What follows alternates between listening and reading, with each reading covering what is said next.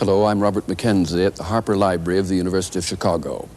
Almost everyone here, like every family in the United States, has suffered from one of the great evils of our time, inflation, spiraling prices that bring unemployment and threaten to undermine the savings of the whole people. Well, now, we've all agonized about this problem. Milton Friedman has spent many years analyzing it, and he's convinced he understands the cure, as you'll see in this film.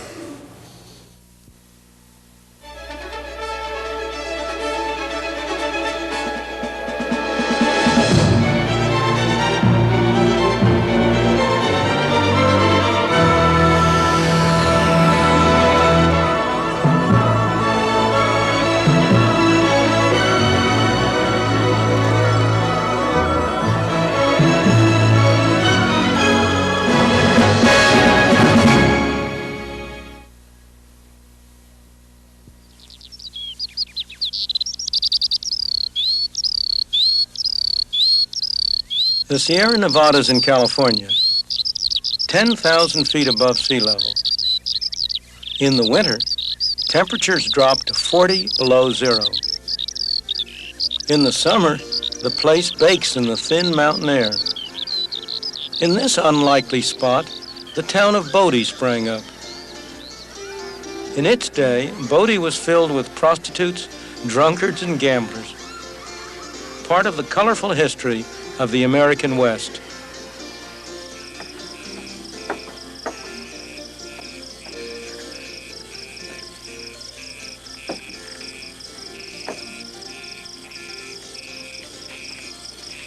A century ago, this was a town of 10,000 people. What brought them here? Gold. If this were real gold, people would be scrambling for it. A series of gold strikes throughout the West brought people from all over the world, all kinds of people. They came here for one purpose and one purpose only, to strike it rich, quick. But in the process, they built towns, cities, in places where nobody would otherwise have dreamed of building a city. Gold built these cities, and when the gold was exhausted, the cities collapsed and became ghost towns. Many of the people who came here ended up the way they began, broke and unhappy. But a few struck it rich. For them, gold was real wealth. But was it for the world as a whole? People couldn't eat the gold. They couldn't wear the gold. They couldn't live in houses made of gold.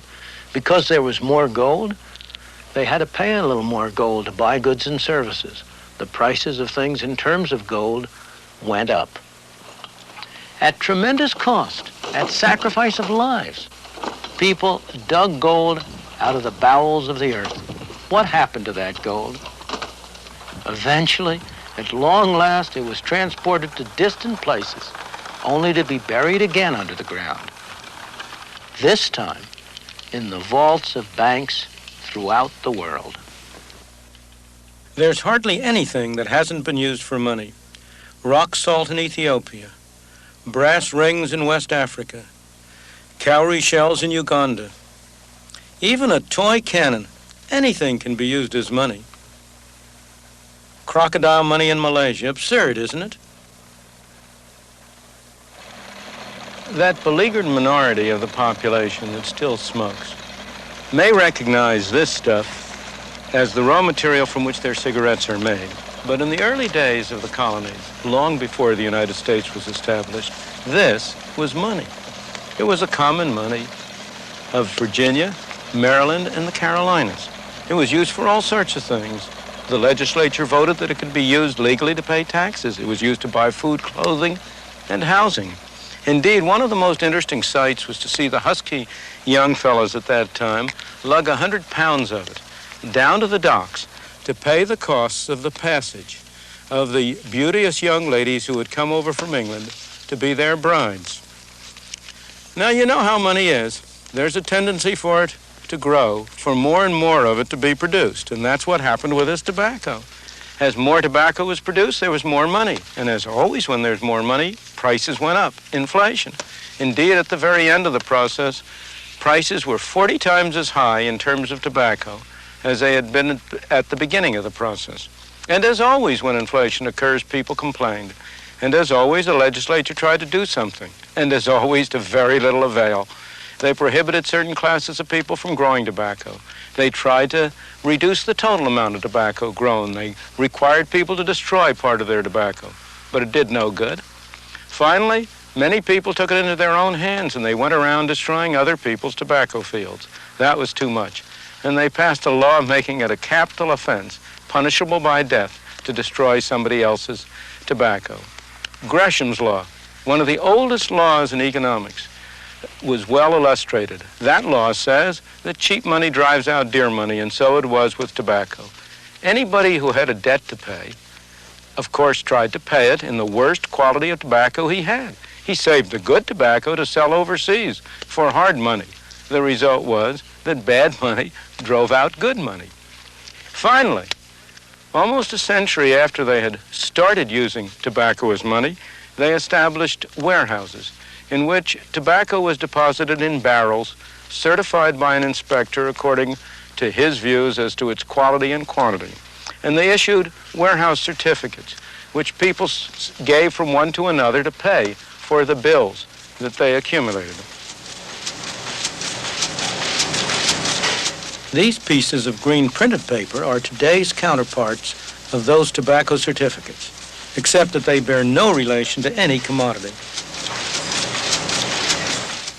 In this program, I want to take you to Britain to see how inflation weakens the social fabric of society. Then, to Tokyo, where the Japanese had the courage to cure inflation. To Berlin, where there's a lesson to be learned from the West Germans in how so-called cures are often worse than the disease. And to Washington, where our government keeps these machines working overtime. And I'm going to show you how inflation can be cured.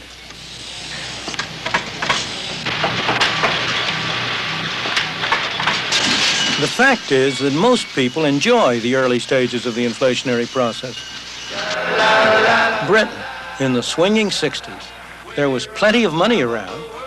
Business was brisk, jobs were plentiful, and prices had not yet taken off. Everybody seemed happy at first. But by the early 70s, as the good times rolled along, prices started to rise more and more rapidly. Soon, some of these people were going to lose their jobs.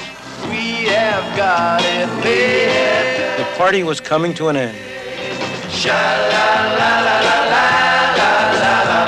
We're on top of the world. Sha-la-la. The story is much the same in the United States, only the process started a little later. We've had one inflationary party after another, yet we still can't seem to avoid them. How come? Before every election, our representatives would like to make us think we're getting a tax break. And they're able to do it while at the same time actually raising our taxes because of a bit of magic they have in their kit bag. That magic is inflation. They reduce the tax rates, but the taxes we have to pay go up because we are automatically shoved into higher brackets by the effect of inflation. A neat trick. Taxation without representation. The more I work, it seems like the more they take off of me. I know if I work an extra day or 2 extra days, what they take in federal income tax alone is almost doubled because apparently it puts you in a higher income tax bracket and it takes more off you. Bob Crawford lives with his wife and 3 children in a suburb of Pittsburgh. They're a fairly average American family. Don't slam the door, Daphne. Okay. All right. What are you doing? Making your favorite dish. We went to the Crawfords' home after he'd spent a couple of days working out his federal and state income taxes for the year. For our benefit, he tried to estimate all the other taxes he had paid as well. In the end, though, he didn't discover much that will surprise anybody. Inflation is going up. Everything's getting more expensive. No matter what you do, as soon as you walk out of the house, everything's going up. Your gas bills keep going up, electric bills, your gasoline. You could name 1,000 things that are going up, but just everything's going sky high. Your food. My wife goes to the grocery store. We used to live on, say, $60 or $50 every 2 weeks just for our basic food. Now it's $80 or $90 every 2 weeks. Things are just, they're going out of sight as far as expense to live on. Like I say, it's getting tough, and it seems like every month it gets worse and worse. And I don't know where it's going to end. At the end of the day, I've spent nearly $6,000 of my earnings on taxes. That leaves me with a total of $12,000 to live on. That might seem like a lot of money, but 5, 6 years ago, I was earning $12,000. How does taxation without representation really affect how much the Crawford family has left to spend after it's paid its income taxes? Well, in 1972, Bob Crawford earned $12,000. Some of that income was not subject to income tax. After paying income tax on the rest, he had this much left to spend. 6 years later, he was earning $18,000 a year. By 1978, the amount free from tax was larger, but he was now in a higher tax bracket, so his taxes went up by a larger percentage than his income. However, those dollars weren't worth anything like as much. Even his wages, let alone his income after taxes, hadn't kept up with inflation. His buying power was lower than before. That is taxation without representation in practice. We had a number of you brothers that are sitting here today that were with us on that committee, and I'd like to tell you one of the things... There are many traditional scapegoats blamed for inflation. How often have you heard inflation blamed on labor unions for pushing up wages? Workers, of course, don't agree. But fellas, this is not true. This is a subterfuge. This is a myth. Your wage rates are not creating inflation. And he's right. Higher wages are mostly a result of inflation rather than a cause of it. Economists in this country... Indeed, the impression that unions cause inflation arises partly because union wages are slow to react to inflation. And then there's pressure to catch up. On a day-to-day basis, trying to represent our own members. But that, in fact, is not the case. Not only can we not play catch-up, we can't even maintain a wage rate commensurate with the cost of living that's going up in this country.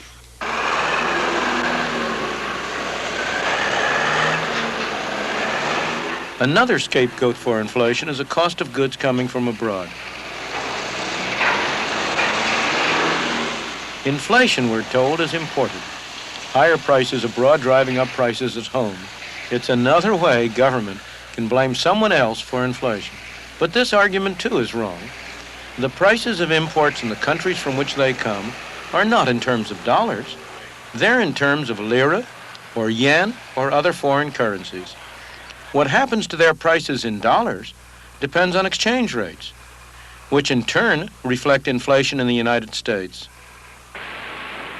Since 1973, some governments have had a field day blaming the Arabs for inflation. But if high oil prices were the cause of inflation, how is it that inflation has been less here in Germany, a country that must import every drop of oil and gas that it uses on the roads and in industry, than, for example, it is in the United States, which produces half of its own oil? Japan has no oil of its own at all. Yet at the very time that the Arabs were quadrupling oil prices, the Japanese people were bringing inflation down from 30 to less than 5% a year. The fallacy is to confuse particular prices, like the price of oil, with prices in general. Back at home, President Nixon understood this. Now here's what I will not do. I will not take this nation down the road of wage and price controls, however politically expedient that may seem. Controls and rationing may seem like an easy way out, but they are really an easy way in to more trouble, to the explosion that follows when you try to clamp a lid on a rising head of steam without turning down the fire under the pot. Wage and price controls only postpone a day of reckoning, and in so doing, they rob every American of a very important part of his freedom. Now listen to this. The time has come for decisive action, action that will break the vicious circle of spiraling prices and costs. I am today ordering a freeze on all prices and wages throughout the United States for a period of 90 days. In addition, I call upon corporations to extend the wage price freeze to all dividends. Many a political leader has been tempted to turn to wage and price controls, despite their repeated failure in practice. On this subject, they never seem to learn. But some lessons may be learned. That happened to British Prime Minister James Callaghan, who finally discovered that a very different economic myth was wrong. He told the Labour Party conference about it in 1976. We used to think that you could spend your way out of a recession and increase employment by cutting taxes and boosting government spending. I tell you in all candor that that option no longer exists. It only worked on each occasion since the war by injecting a bigger dose of inflation into the economy, followed by a higher level of unemployment as the next step. That's the history of the last 20 years. Well, it's one thing to say it. One reason why inflation does so much harm is because it affects different groups differently. Some benefit, and of course they attribute that to their own cleverness. Some are hurt, and of course they attribute that to the evil actions of other people. And the whole problem is made far worse by the false cures which government adopts, particularly wage and price controls. The garbage collectors in London felt justifiably aggrieved because their wages had not been permitted to keep pace with the cost of living. They struck, hurting not the people who imposed the controls, but their friends and neighbors who had to live with mounting piles of rat-infested garbage. Hospital attendants felt justifiably aggrieved because their wages had not been permitted to keep up with the cost of living. They struck, hurting not the people who imposed the controls, but cancer patients who were turned out of hospital beds. The attendants behaved as a group in a way they never would have behaved as individuals. One group is set against another group. The social fabric of society is torn apart, inflicting scars that it will take decades to heal, and all to no avail, because wage and price controls, far from being a cure for inflation, only make inflation worse. Within the memory of most of our political leaders, there's one vivid example of how economic ruin can be magnified by controls, and a classic demonstration of what to do when it happens. Germany, 1945, a devastated country, a nation defeated in war. The new governing body was the Allied Control Commission, representing the United States, Britain, France, and the Soviet Union. They imposed strict controls on practically every aspect of life, including wages and prices. Along with the effects of war, the results were tragic. The basic economic order of the country began to collapse. Money lost its value. People reverted to primitive barter, or they used cameras, fountain pens, cigarettes, whiskey as money. That was less than 40 years ago.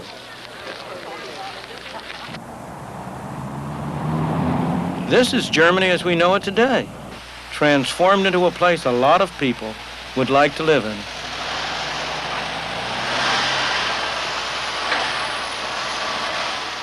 How did they achieve their miraculous recovery? What did they know that we don't know? Early one Sunday morning, it was June 20th, 1948, the German Minister of Economics, Ludwig Erhard, a professional economist, simultaneously introduced a new currency, today's Deutschmark, and at one fell swoop abolished almost all controls on prices and wages. Why did he do it on a Sunday morning? It wasn't, as you might suppose, because the stock markets were closed on that day. It was, as he loved to confess, because the offices of the American, the British, and the French occupation authorities were closed that day. He was sure that if he had done it when they were open, they would have countermanded the order. It worked like a charm. Within days, the shops were full of goods. Within months, the German economy was humming along at full steam. Economists weren't surprised at the results. After all, that's what a price system is for. But to the rest of the world, it seemed an economic miracle that a defeated and devastated country could, in little more than a decade, become the strongest economy on the continent of Europe.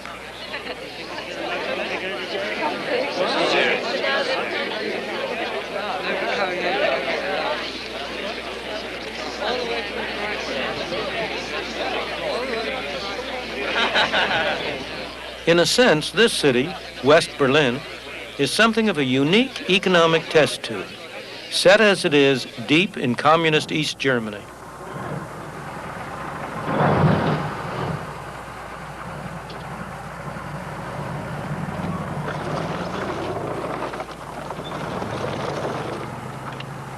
Two fundamentally different economic systems collide here in Europe, ours and theirs, separated by political philosophies, definitions of freedom, and a steel and concrete wall.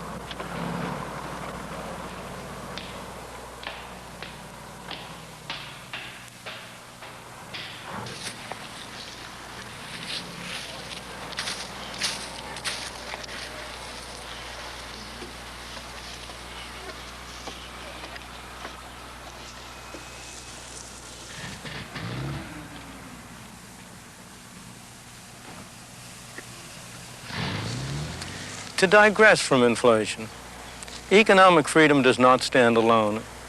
It's part of a wider order. I wanted to show you how much difference it makes by letting you see how the people live on the other side of that Berlin Wall. But the East German authorities wouldn't let us. The people over there speak the same language as the people over here. They have the same culture. They have the same forebears. They are the same people. Yet you don't need me to tell you how differently they live.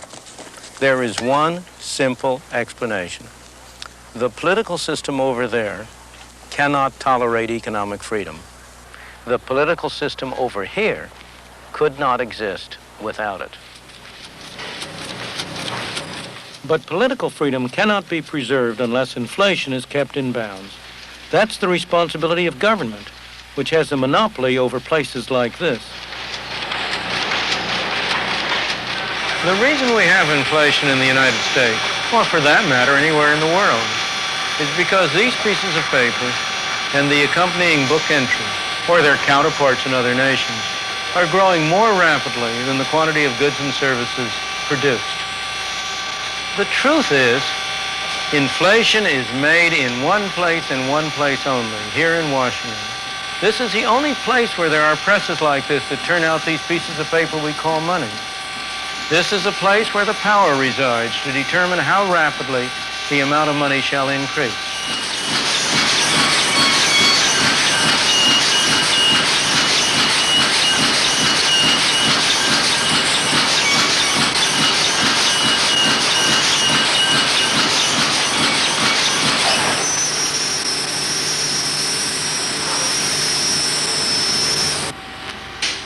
What happened to all that noise?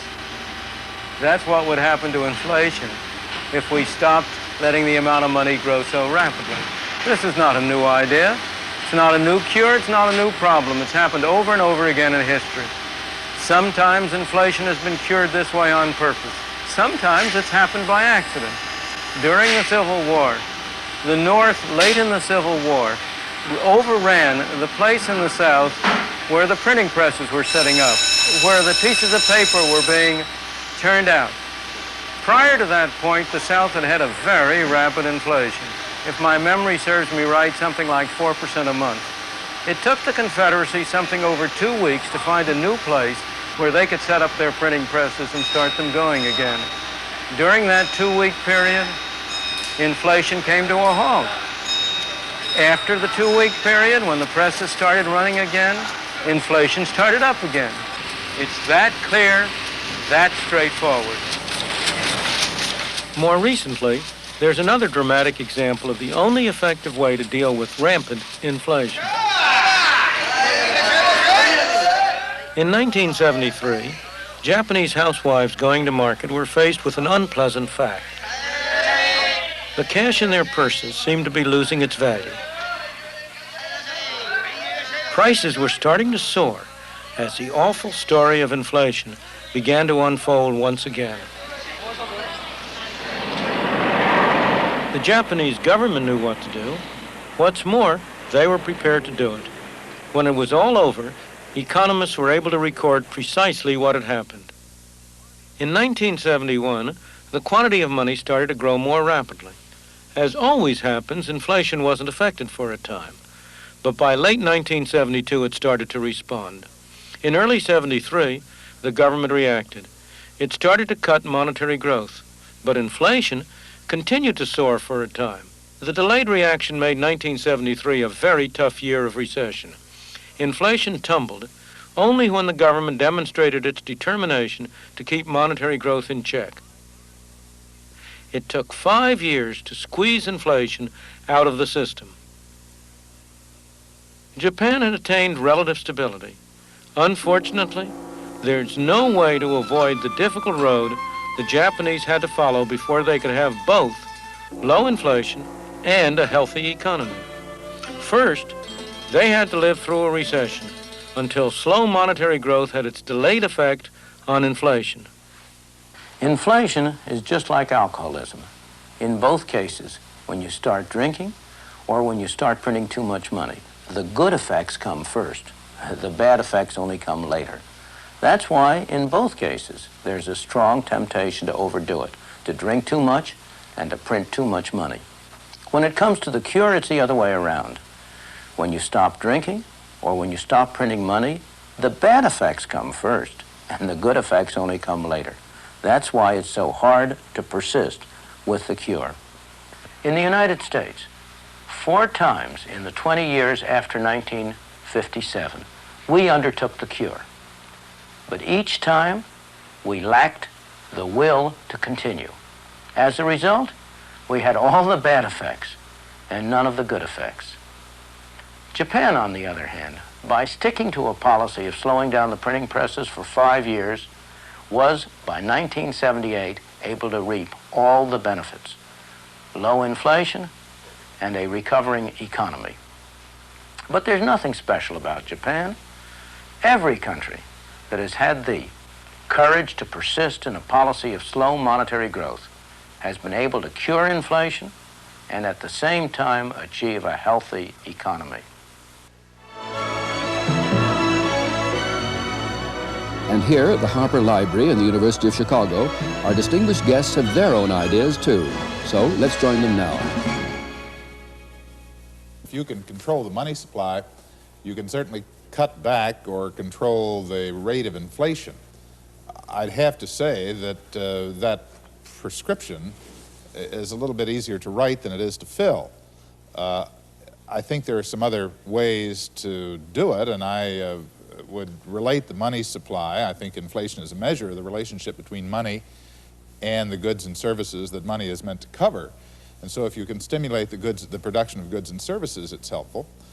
It's a little tougher to control the money supply, although I think it can be done, than just saying that you should control it, because we've had the growth of credit cards, which is a form of money created, in effect, by the free enterprise system. It isn't all just printed in Washington. But that may sound too defensive. I think he was right in saying it was that the inflation is Washington-based. Mr. Martin, nobody's been in the firing line longer than you, 17 years head of the Fed. Could you briefly comment on that, and we'll go around the group? I want to say 19 years. I wouldn't be out here if it weren't for Milton Friedman today. He came down and gave us advice from time to time. Never taken. He's going to do some interviewing later, I warn you. And I'm rather glad we didn't take it all the time.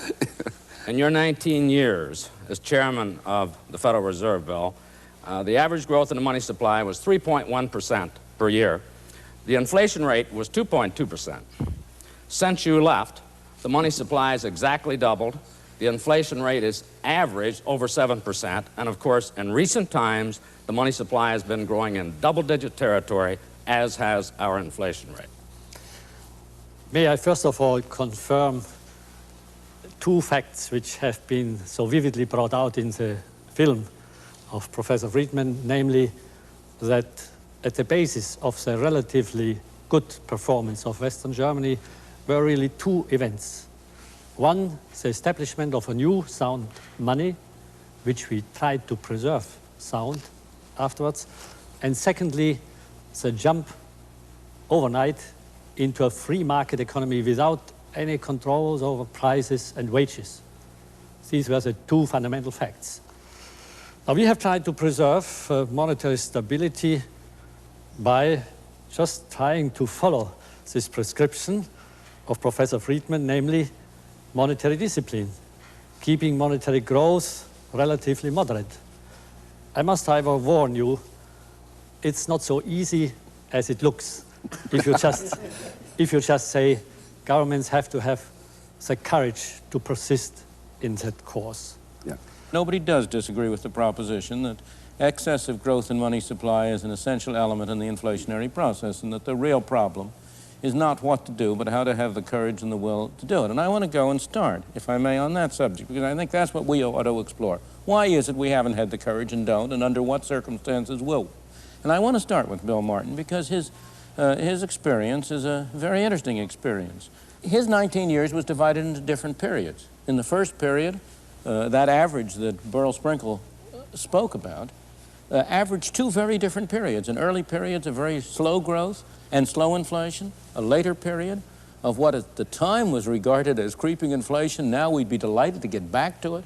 People don't remember that at the time that Mr. Nixon introduced price and wage controls in 1971 to control an outrageous inflation, the rate of inflation was 4.5% per year.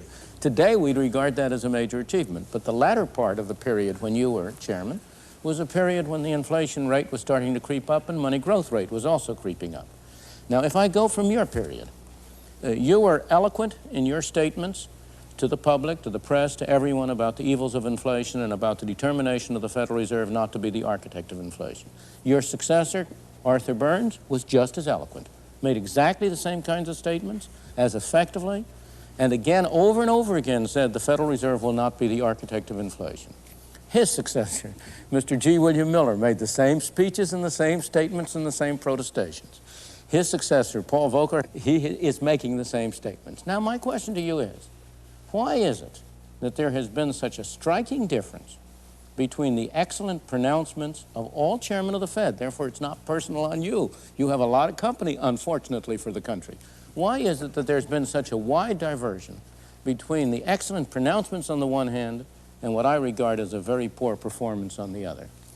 Because monetary policy is not the only element. Fiscal policy is equally important. You're shifting the buck to the Treasury. Yes. To the Congress. We'll get to Mr. Brown, yeah, don't worry. Right. The relationship of fiscal policy to monetary policy is one of the important things. Could you remind us, the general audience, when you say fiscal policy, what you mean in distinction to monetary policy? Well, taxation, the raising revenue. And spending. And spending. And deficits. And deficits, yes, exactly. And I think that you have to realize that when I've talked for a long time about the independence of the Federal Reserve, that's independence within the government, not independence of the government. And I've worked consistently with the Treasury to try to see that the government is financed. Now, this gets back to spending.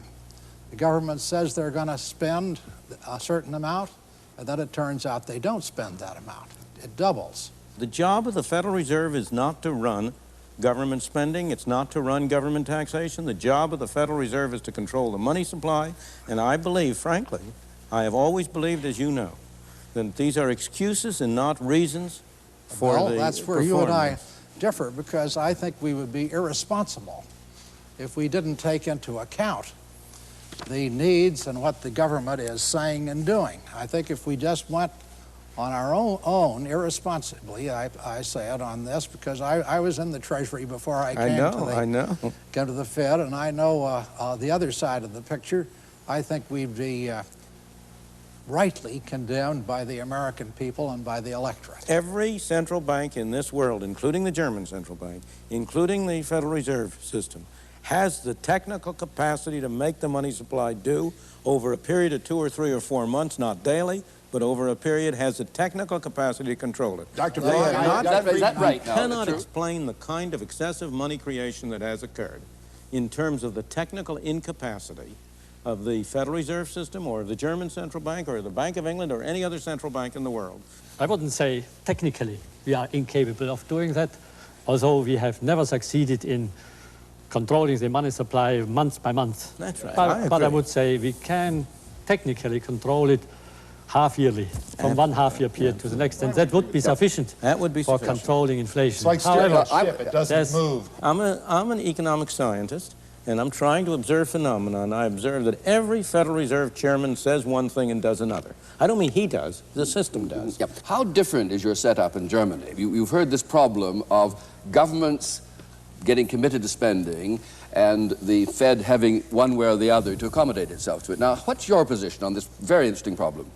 We are very independent of the government, but on the other hand, we are an advisor of the government, also on their budget deficits.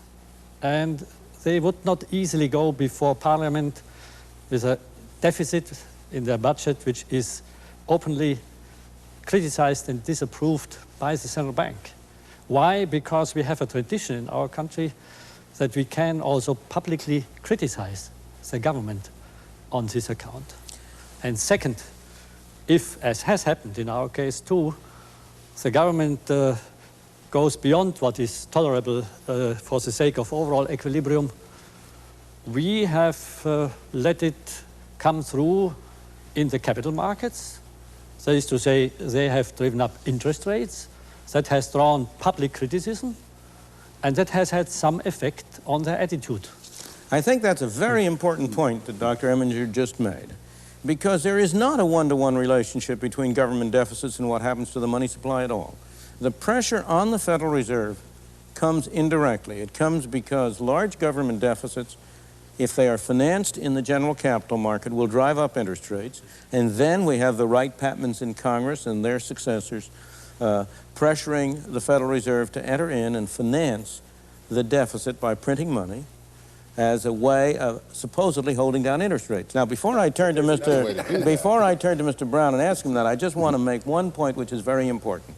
The Federal Reserve's activities in trying to hold down interest rates have put us in a position where we have the highest interest rates in history.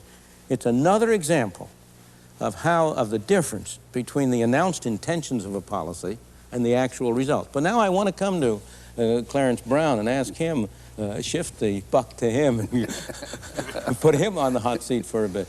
The government spending has been going up rapidly, Republican administration or Democratic administration. This is a nonpartisan issue. It doesn't matter. Right. Government deficits have been going up rapidly, Republican administration or Democratic administration. Why is it that here again you have the difference between pronouncements and performance? There is no congressman, no senator who will come out and say, I am in favor of inflation.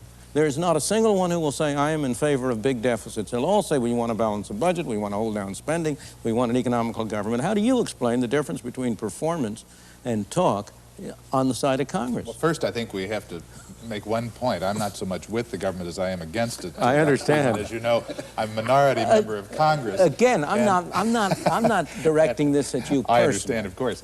And while the administrations, as you mentioned, Republican and Democratic administrations, have both been responsible for increases in spending, at least in terms of their recommendation, it is the Congress, and only the Congress, that appropriates the funds and determines what the taxes are. The President has no authority to do that, and so one must lay it at the feet of the U.S. Congress.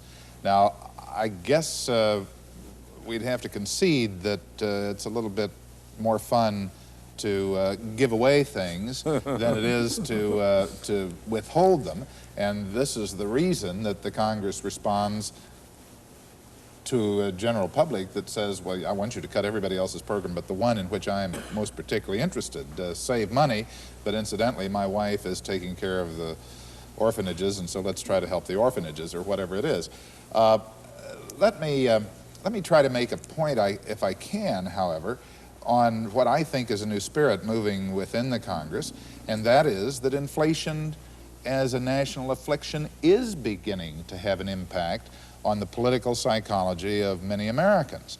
Now, the Germans, the Japanese, and others have had this terrific post-war inflation. The Germans have been through it twice, after World War I and World War II, and it's a part of their national psyche. But we are affected in this country by the Depression.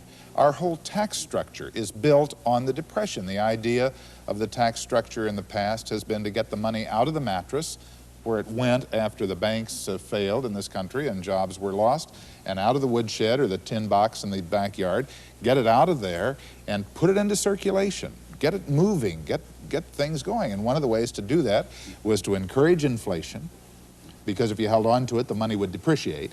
And the other way was to tax it away from people and let the government spend it. Now there's a reaction to that, and people are beginning to say, wait just a minute, we're not afflicted as much as we were by depression, we're now afflicted by inflation, and we'd like for you to get it under control. Now you can do that in another way, and that without reducing the money supply radically. I think the Joint Economic Committee has recommended that we do it gradually. But the way that you can do it is to reduce taxes and the impact of government, that is, the weight of government, and increase private saving so that the private saving can finance some of the debt that you have. There is no way you can do it without reducing, in my opinion, the rate of monetary growth, and I, recognizing the facts, even though they ought not to be that way, I wonder whether you can reduce the rate of monetary growth unless Congress actually does reduce government spending as well as government taxes. The problem is that every time we use demand management, we get into a kind of an Iron Maiden kind of situation. We twist this way, and one of the spikes grabs us here, so we twist that way, and a spike over here gets us. And every recession has had higher basic unemployment rates than the previous recession in the last several years, and every inflation has had higher inflation. We've got to get that tilt out of the society. Would it be fair to say, though, that a fundamental difference is the Germans are more deeply fearful of a return to inflation, having had the horrifying experience between the wars especially? We tend to be more afraid of recession turning into depression. I think there is something in it, and in particular, in Germany, a government would have to fear very much in their electoral prospects if they went into such an election period with a high inflation rate. But there's another important difference. We fear unemployment. You fear more unemployment. Than inflation, it seems. Yeah, well, but unemployment is feared with us too, but inflation is just as much feared. But there's another difference. Namely, once you have got into that escalating inflation, where every time the base, the plateau is higher, it's extremely difficult to get out of it. You must avoid getting into that now. That's a very cheap advice from me because you are there already. But we have, for the last 15, 20 years, always studied foreign experiences and told ourselves we never must get into this vicious circle. Once you are in, it takes a long time to get out of it. That is what I'm preaching now, that we should avoid at all costs to get again into this vicious circle as we had it already in 73, 74. It took us also 4 years to get out of it, although we were only at 8% inflation. 4 years to get down to 3%. So yes. Now you have, I think, the question whether you can do it in a gradualist way over many, many years, or whether you don't need a sort of shock treatment. The film showed it took the Japanese, what, 4 years? 5 years. 5 years. 5 years. Bob, one of my greatest concerns is that we haven't suffered enough yet. Most of the nations that have finally got their inflation... Speech, I can tell. Well, I'm not running for office, Clarence. Most countries that finally got their inflation under control had 20, 30% or worse inflation. Germany had much worse, and the public supports them. We live in a democracy, and we're getting constituencies that gain from inflation. If you look at people that own real estate, they've done very well. And how can we get there without going through even more pain? And I doubt that we will. If you ask who are the constituencies that have benefited most from inflation, there are no doubt. It is the homeowners, but it's also the congressmen who have been able to vote higher spending without having to vote higher taxes. They have, in fact, Congress has, in fact, voted for inflation, but you have never had a congressman on record to that effect. It's the government civil servants who have their own salaries are indexed and tied to inflation. They have a retirement benefit, a retirement pension that's tied to inflation. They qualify, a large fraction of them, for Social Security as well, which is tied to inflation. So that the beneficiary... Labor contracts that are... labor and many contracts. pricing things that are tied But the to one inflation. thing that isn't tied to inflation, and here I want to come back and ask why Congress has been so bad in this area, is our taxes. It has been impossible to get Congress to index the tax system so that you don't have the present effect, where every 1% increase in inflation pushes people up into higher brackets and forces them to pay higher taxes. Well, as you know, I'm an advocate of that. I know you are. Some countries do that, of course. Oh, Canada of course. does it. Canada It indexes does the... And I went up to Canada on a little weekend seminar program on indexing and came back an advocate of indexing, because I found out that the people who are delighted with indexing are the taxpayers, because as the inflation rate goes up, their tax level either maintains its same level or goes down. The people who are the people who are very unhappy with it are the people who have to plan government spending, because it is reducing the amount of money that the government has rather than watching it go up by 10 or 12 billion. You get a little dividend to spend in this country, the bureaucrats do every year. But the politicians are unhappy with it too, as Dr. Friedman points out, because you see, the politicians don't get to vote a tax reduction. It happens automatically. Yeah. And so you can't go back and in a praiseworthy way tell your constituents that I am for you, I voted the tax reduction. And I think we ought to be able to index the tax system so that that tax reduction is automatic, rather than have what we've had in the past, and that is an automatic increase in the taxes. And the politicians say, well, we're sorry about inflation, but you're right. Well, I want to go and make a very different point. I sit here and berate you and you as government officials and so on, but I understand very well that the real culprit are not the politicians, are not the central bankers, but it's I and my fellow citizens. I always say to people when I talk about this, if you want to know who's responsible for inflation, look in the mirror. It's not because of the way you spend your money. Inflation doesn't arise because you got consumers who are spendthrift. They've always been spendthrift.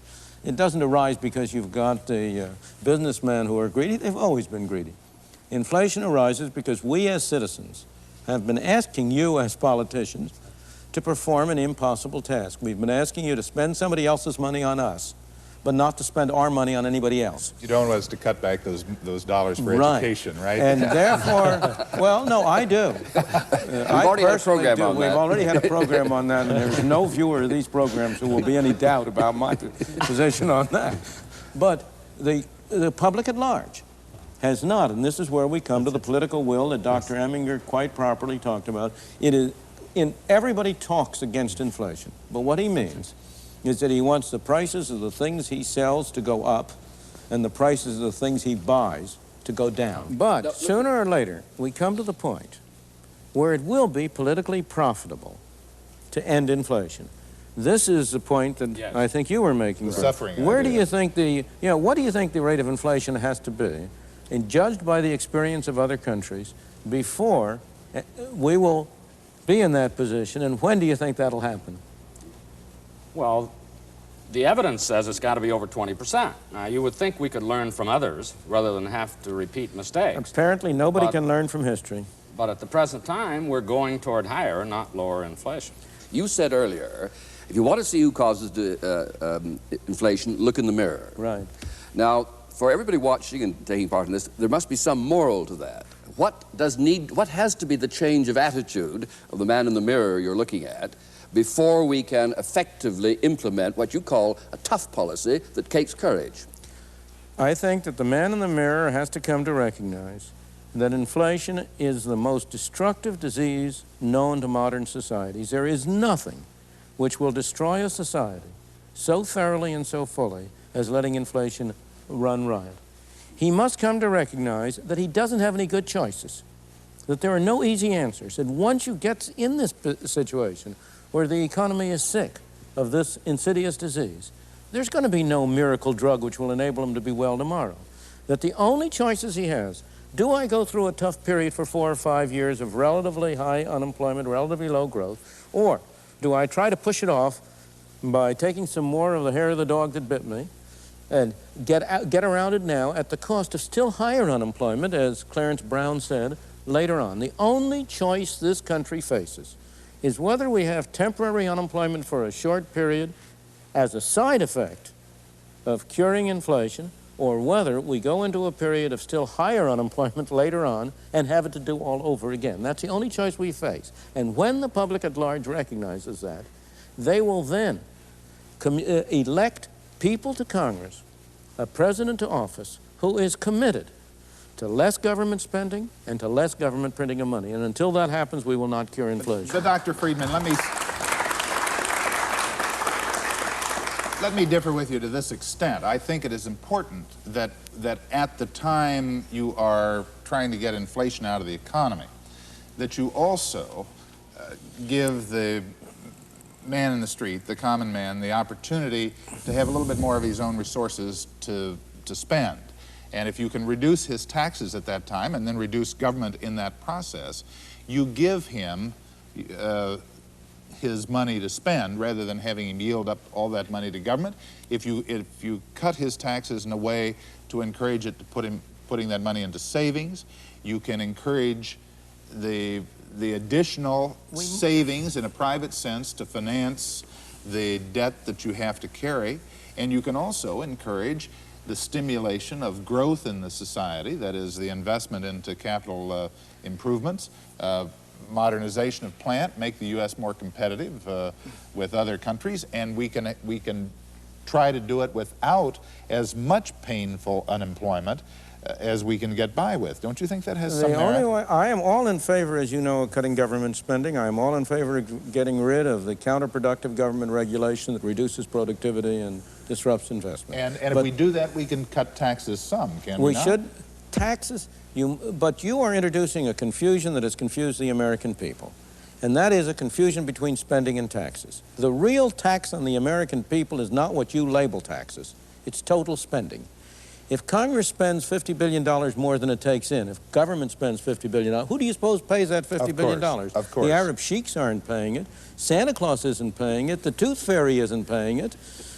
You and I, as taxpayers, are paying it indirectly through hidden taxation. And therefore, the crucial thing is to cut down total government spending from the point of view of inflation. From the point of view of productivity, some of the other measures you were talking about are far more important. But if you concede that inflation and taxes are both part and parcel of the same thing, and if you cut spending... They're not part and parcel of the same thing. If you cut spending, but you take the money from them in one way or another, the average citizen, Absolutely. To finance the growth of government. Absolutely. So if you cut back the size of government, you can cut both their inflation and their taxes. That's right. I am all in favor of that. All right. All I am saying is don't kid yourself into thinking that there is some painless way to do it. There just is not. One other way is productivity. If you can increase production, then the impact of inflation is less because you have more goods chasing. Absolutely, but you have to have a sense of proportion. From the point of view of the real income of the American people, nothing is more important than increasing productivity. But from the point of view of inflation, it's a bit actor. It would be a miracle if we could raise our productivity from 3 to 5% a year. That would reduce inflation by 2 percentage points. Won't happen overnight, but it's part of the long-range squeezing out. There is only one way to ease in my opinion, there's only one way to ease the pains of curing inflation, and that way is not available. That way is to make it credible to the American people that you are really going to follow the policy you say you're going to follow. Unfortunately, I don't see any way we can do that. That's exactly. Professor Friedman, that's exactly the point which I wanted to illustrate by our own experience. We also had to squeeze out inflation, and there was a painful time of 1.5 years. But after that, we had a continuous lowering of the inflation rate with a slow upward movement in the economy since 1975. Year by year, inflation went down and we had a moderate growth rate, which has led us now to full employment. So you can shorten this period by just this credibility. And by a consensus you must have also with the trade unions, with the whole population, that they acknowledge that policy and also play their part in it. Then the pains will be much less. You see, in our case, expectations are that inflation is going to get worse because it always has. This means we must disappoint in a very painful way those expectations, and it's likely to take longer, at least the first time around. Now, our real problem has not been that we haven't tried. We have tried and brought inflation down. Our real problem was we didn't stick to it. That's it. Then Well, you have it all to do over. I would concede that psychology plays a great, perhaps even the major part. But I do believe that if you have private savings stimulated by your tax system, rather than discouraged by your tax system, you can finance some of that public debt by private savings rather than by inflation. And the result will be to ease to some degree the pain of that heavy unemployment that you seem to suggest is the only way to deal with the problem. The talk is fine, but the problem is it is used to evade the key issue. How do you make it credible to the public that you are really going to stick to a policy? 4 times we've tried it, and 4 times we've stopped before we had run the course. Well, there we leave the matter for tonight, and next week's concluding program in this series is not to be missed. From the Harper Library, goodbye.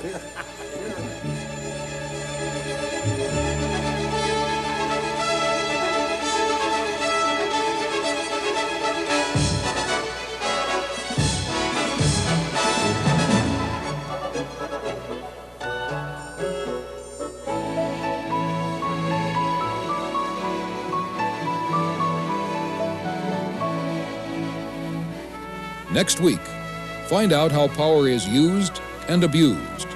Learn how concentrations of power affect the lives of every American.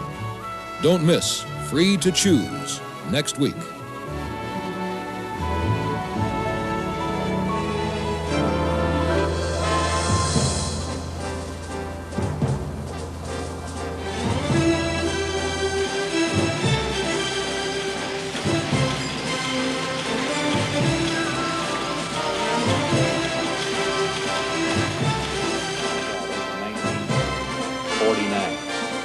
$11% of the total cost.